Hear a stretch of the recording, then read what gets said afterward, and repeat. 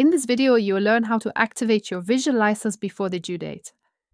Before starting, ensure you have a stable internet connection. If you have multiple workstations, it is advised to perform this activation on one machine only. Once completed, all other machines will be activated for another year automatically.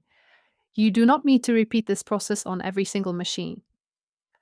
Now, to ensure that you are the right database, you can verify this by checking the login screen, or going to the bottom of the application, or checking the database manager. Now, to activate your license, simply go to Help, License and Terms of Use, checking the license information.